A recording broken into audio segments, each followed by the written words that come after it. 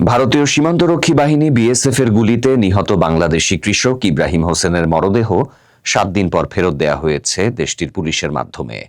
মঙ্গলবার 8 জুলাই রাতে চুয়াডাঙ্গার দর্শনা জয়নগর সীমান্তের শূন্যরেখায় পতাকা বৈঠকের পর মরদেহ হস্তান্তর প্রক্রিয়া সম্পন্ন হয়।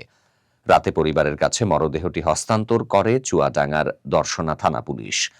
দর্শনা থানার ভারপ্রাপ্ত কর্মকর্তা শহীদ তিতুমির বিষয়টি নিশ্চিত করেছেন। নিহত ইব্রাহিম হোসেন দামুড়হুদা উপজেলার ঝাঁঝাডাঙ্গা গ্রামের মাঝের পাড়া নূর ইসলামের ছেলে।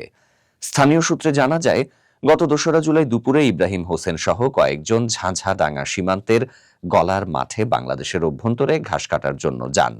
এ সময় অসাবধানতাবশত ভারতীয় সীমান্তে ঢুকে পড়েন তারা।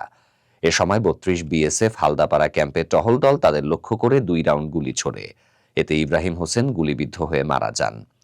রাতে চুয়াডাঙ্গার দর্শনা সীমান্তে জয়নগর শূন্যরেখায় উভয় দেশের সীমান্তরক্ষী বাহিনীর মধ্যে পতাকা বৈঠকের পর মরদেহ হস্তান্তর কার্যক্রম শুরু হয়। বাংলাদেশের পক্ষে উপস্থিত ছিলেন চুয়াডাঙ্গা 6 বিজিবি ব্যাটালিয়নের উপ অধিনায়ক মেজর মাসুদ হায়দার, সহকারী পরিচালক হায়দার আলী, দর্শনা বিওপির কোম্পানি কমান্ডার নায়েক সুবেদার এনায়েত হোসেন সহ বিজিবির 9 সদস্য এবং দর্শনা থানার ওসি সহ আরও অনেকে।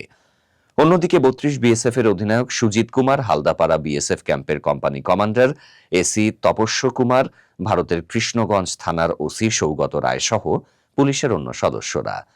দর্শনা থানার ওসি শহীদ তিতুমির জানান, দামুড়হুদা উপজেলা স্বাস্থ্য কমপ্লেক্সে মেডিকেল অফিসার মহিবুল্লাহ মরদেহের পরীক্ষা নিরীক্ষার পর নিহতের দুলাভাই এনামুলের কাছে হস্তান্তর করেন। রাতেই গ্রামের কবরস্থানে দাফন কার্য সম্পন্ন হবে।